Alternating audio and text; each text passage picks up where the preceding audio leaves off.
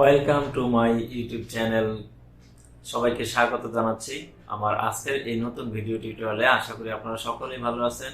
আমিও আলহামদুলিল্লাহ আপনাদের দোয়ায় অনেক ভালো আছি। তো আজকে আপনাদের সামনে যে টপিকটি নিয়ে হাজির হয়েছি সেটি হচ্ছে ভগ্নাংশের ভাগ। তো বিভিন্ন চাকরি পরীক্ষায় কিন্তু এই প্রশ্নগুলো আসে। তো আজকের থেকে আমরা শিখতে পারবো যে কিভাবে ভগ্নাংশের ভাগ করতে হয় কয়েক সেকেন্ডের ভিতরে। তো চলুন শুরু করি।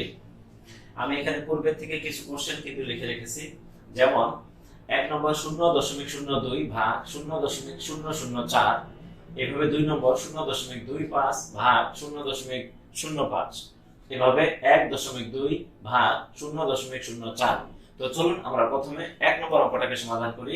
এগুলো কিন্তু বিভিন্ন চাকরি পরীক্ষায় আসে থাকে, আর এই শর্টকাট টেকনিকগুলো যদি আজকে আমরা মনোযোগ দিয়ে শিখতে পারি তাহলে কিন্তু আমরা কয়েক সেকেন্ডের ভিতরে এই কোশ্চেনের উত্তরগুলো কিন্তু করতে পারবো। তো সমাধান 1, আমরা সর্বপ্রথম এখানে কোশ্চেনটিকে যদি লক্ষ্য করি 0.02 ভাগ 0.004, তো আমরা প্রথমে এই কোশ্চেনটা এখানে লিখলাম। তো আমি যেহেতু এখন এখানে বুঝাই দেব সেহেতু একটু সময় বেশি লাগবে। আমরা যদি ভালোভাবে বুঝতে পারি তাহলে কিন্তু আমরা খুব শর্টকাটেই কয়েক সেকেন্ডের ভিতরে অ্যানসার করতে পারবো। তো আমি এবার যেটা কাজ করব, ইকুয়াল টু, এইভাবে ভাগ থাকলে আমরা সাধারণত কি কাজ করি, এটাকে আমরা উপরে দিয়ে দেই 0.02 আর ভাগ, তারপর এই পাশেটা আমরা নিচে নিয়ে আসি। তো এইভাবে আমরা ভাগ অঙ্ককে সাজিয়ে নিলাম। সাধারণত আমি যদি আরেকটু বলি, যদি কখনো এরকম থাকে a ভাগ b, তখন আমরা কি কাজ করব, এই a টাকে দিব উপরে এবং b টাকে দিব নিচে। এটাকে বলা হয় কি ভাগ করা। তো a ভাগ b, এটা যেমন a ভাগ b, ঠিক এটাকে আবার এইভাবে লেখা যায় a ভাগ b, এটাও a ভাগ b, এটাও কিন্তু a ভাগ b। আমি এখানে কি বোঝানোর চেষ্টা করলাম যে এই সামনে যেটা থাকবে সেটা উপরে, আর এই যে এই পাশে যেটা থাকবে সেটা হচ্ছে নিচে। তো এইভাবে কিন্তু আমি এখানে অঙ্কটিকে সাজিয়ে নিয়েছি। তো এরপর লক্ষ্য করুন, এরপর আমরা যেটা কাজ করব, এখানে আমরা একটা হিসাব পূরণ করব। কি হিসাব পূরণ করব, উপরে আছে আমাদের 0.02, দশমিকটাকে যদি আমি বাদ দেই তাহলে সংখ্যা দাঁড়াচ্ছে 3টা, 002 তাহলে 3টা, আর নিচে যদি দশমিককে বাদ দেই সংখ্যা দাঁড়াচ্ছে কয়টা, 0004, 4টা। উপরে আছে 3টা, নিচে আছে 4টা। আমাকে যেটা কাজ করতে হবে, দশমিকের ডান পাশে অতিরিক্ত শূন্য নিয়ে আসে উপরে আর নিচে ইকুয়াল করতে হবে, মানে সমান সমান করতে হবে। যেমন আমি যদি এখানে একটা শূন্য নিয়ে আসি তাহলে কিন্তু এখন উপরে হয়ে গেল 4টা, নিচেও হয়ে গেল 4টা। আমি কি বুঝাইলাম, যে দশমিকের পর উপরে অথবা নিচে যেখানে কম থাকবে সেখানে আমরা অতিরিক্ত শূন্য নিয়ে আসব, নিয়ে আমরা এখানে কি ইকুয়াল করব, উপরে যতগুলো সংখ্যা নিচে ততগুলো সংখ্যা আমরা নিয়ে আসব। তো এই মুহূর্তে আমাদের তাহলে কি হয়ে গেল, আমরা পেছনে একটা শূন্য নিয়ে আসলাম, তাহলে উপরে হয়ে গেল 4টা, নিচে হয়ে গেল 4টা। এখন আমরা যেটা কাজ করব, এইভাবে আমরা প্রয়োজন মতো পিছনে শূন্য নিব, হয় উপরে নাহলে নিচে, যেখানে প্রয়োজন হবে সেখানে নিব। প্রয়োজনীয় শূন্য নেওয়ার পর উপরে এবং নিচে সংখ্যা যখন সমান হয়ে যাবে তখন আমরা কি কাজ করব, তখন আমরা এই দশমিকটাকে আমরা কি করব, কাটে দেব। এই দশমিকটাকে আমরা এখানে কাটে দেব।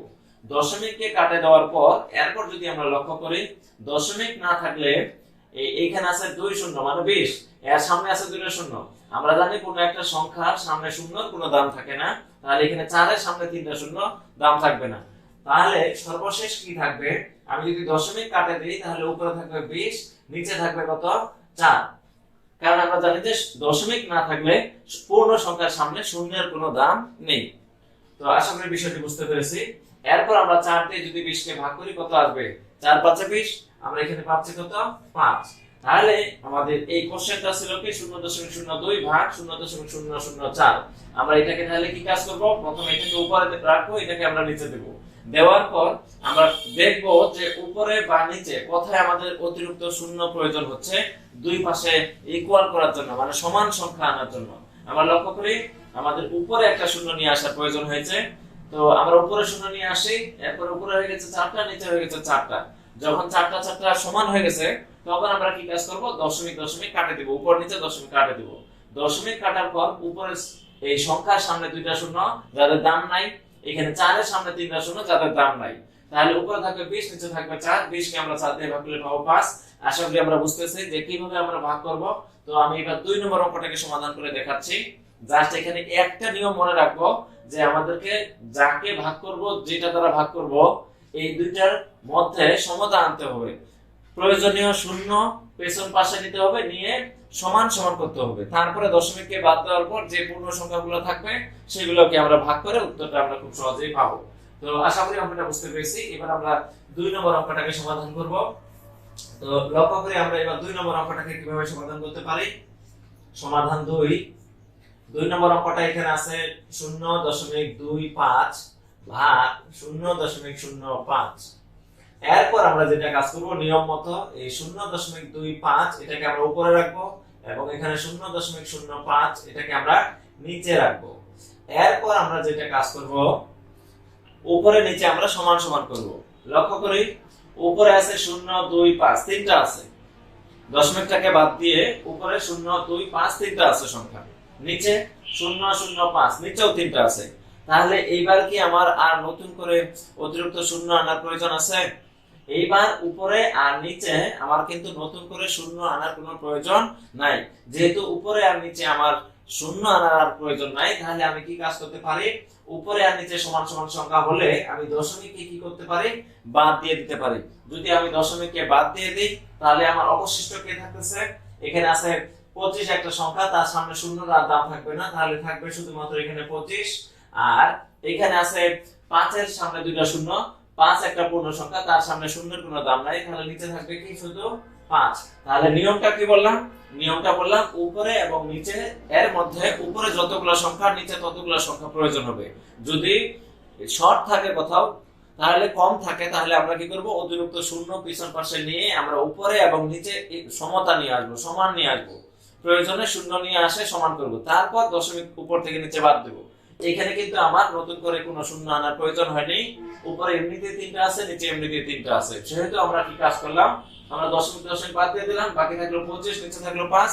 আমরা জানি 25 কে 5 দ্বারা ভাগ করলে 5 হচ্ছে 25 আসে আমাদের উত্তর। তাহলে আমরা এখানে পেয়ে গেলাম কত, 5। এই অঙ্কটার উত্তর তাহলে আমাদের হয়ে গেল 5। আশা করি আমরা অঙ্কটা বুঝতেছি। তো আমরা এবার পরের অঙ্কটাকে সমাধান করব, 3 নম্বর অঙ্কটা। আশা করি আমরা অঙ্কটা বুঝতে পেরেছি। এখন আমরা 3 নম্বর অঙ্কটাকে সমাধান করব। লক্ষ্য করি আমরা 3 নম্বর অঙ্কটাকে যদি সমাধান করি, 3 নম্বর অঙ্কটা আছে এখানে 1.2 ভাগ 0.04। নিয়ম মতো আমরা কি কাজ করব, এই যে এটাকে আমরা উপরে রাখবো 1.2 ভাগ এখানে আমরা রাখবো 0.04। তো এখন আমরা লক্ষ্য করি উপরে আছে 1 2 কটা সংখ্যা হলো, দুইটা। নিচে আছে 0.04 কটা সংখ্যা হলো, তিনটা। তাহলে উপরে আছে দুইটা সংখ্যা, নিচে আছে তিনটা সংখ্যা। কোথায় কম পড়ে গেছে, নিচে না উপরে? নিশ্চয়ই উপরে কম পড়ে গেছে। যেহেতু উপরে কম, কয়টা কম, নিচে আছে তিনটা, উপরে আছে দুইটা, তাহলে উপরে কিন্তু একটা কম। আমরা কোথায় নেব, পেছন পাশে শূন্য নিয়ে আমরা সমান করে নেব। তাহলে আমাদের কম পড়ে গেলে আমরা শূন্য নিব, যদি নিচে কম পড়ে তাহলে নিচে শূন্য নেব, যদি উপরে কম পড়ে তাহলে উপরে শূন্য নেব। কোথায়, দশমিকের ডান পাশে অতিরিক্ত শূন্য নিয়ে আমরা পূরণ করে নিতে পারবো। তো আমরা এখানে একটা শূন্য নিলাম, তাহলে এখন হয়ে গেল 1 2 0 তিনটা, 0.04 নিচেও হয়ে গেল তিনটা। যখন তিনটা সমান হয়ে যাবে তখন আমরা কি কাজ করব, তখন আমরা এই টেকনিকটা ব্যবহার করব। উপরে দশমিক নিচে দশমিককে আমরা এখানে কি কাজ করব, বাদ দিয়ে দেব। আশা করি আমরা বুঝতেছি যে উপরে দশমিক এবং নিচে দশমিক আমরা কি করব, বাদ দিয়ে দেব। তাহলে উপরে দশমিকটাকে আমরা কাটে দিলাম, নিচে দশমিকটাকে আমরা কাটে দিলাম। দশমিক দশমিক উপরে নিচে কাটে দেওয়ার পর অবশিষ্ট থাকতেছে 1 2 0। তাহলে আমরা এখানে লিখব 1 2 0। পূর্ণ সংখ্যার সামনে শূন্য দাম নাই, কিন্তু পূর্ণ সংখ্যার পেছনে শূন্য থাকলে তার কিন্তু দাম আছে। তো এই মুহূর্তে দশমিককে বাদ দিলে বাকি থাকতেছে 1 2 0 আমরা লিখলাম। নিচে দশমিককে বাদ দিলে 0.04। তো পূর্ণ সংখ্যার সামনে শূন্য থাকলে শূন্যর কোনো দাম নাই, সেহেতু আমরা নিচে কি লিখবো, আমরা নিচে লিখবো শুধুমাত্র 4। আশা করি সবাই বুঝতে পেরেছি। এরপর 4 দিয়ে যদি আমরা 120 কে ভাগ করি কত আসবে, 3 4 12 30। 4 দিয়ে 120 কে ভাগ করলে আসছে কত, 30। তাহলে 4 দিয়ে যদি আমরা 120 কে ভাগ করি আসছে 30। এই 30 হচ্ছে আমাদের কাঙ্ক্ষিত উত্তর। তো আশা করি আমরা অঙ্কটা বুঝতে পেরেছি যে কিভাবে আমরা ভাগ অঙ্ক সমাধান করতে পারবো। এই দশমিকের ভগ্নাংশের যদি আমরা এখানে ভাগ করি তাহলে এই টেকনিকটা ব্যবহার করব। আর যদি ভিডিওটি আজকে ভালো লাগে তাহলে অবশ্যই ভিডিওটিতে লাইক দিন এবং আপনার মূল্যবান মতামত কমেন্টে অবশ্যই কমেন্ট করে জানান। আর ভিডিওটি শেয়ার করুন যাতে এই ভিডিওটি আপনার মাধ্যমে আপনার প্রয়োজনরা বা আপনার প্রিয়জন ব্যক্তিরা এই ভিডিওটি দেখে কিছু সামান্যতম উপকৃত হতে পারে। আর আপনি যদি আজকে এই চ্যানেলটিতে নতুন হয়ে থাকেন তাহলে প্লিজ চ্যানেলটি সাবস্ক্রাইব করুন, পাশে থাকা বেল আইকন অন করে রাখুন, কেননা আমি নিত্য নতুন এরকম নতুন নতুন ভিডিও নিয়ে প্রতিদিন কিন্তু আপলোড করে থাকি। তো যদি আমার এই প্রতিদিনের ভিডিওগুলো আপনি পেতে চান তাহলে আপনাকে অবশ্যই সাবস্ক্রাইব করে রাখতে লাগবে এবং বেল আইকন অন করে রাখতে লাগবে। তো ঠিক আছে, দেখা হবে নতুন কোনো একদিন নতুন কোনো বিষয় নিয়ে। আজকের মতো এখানে সমাপ্ত। সবাই ভালো থাকুন, সুস্থ থাকুন, আল্লাহ হাফেজ।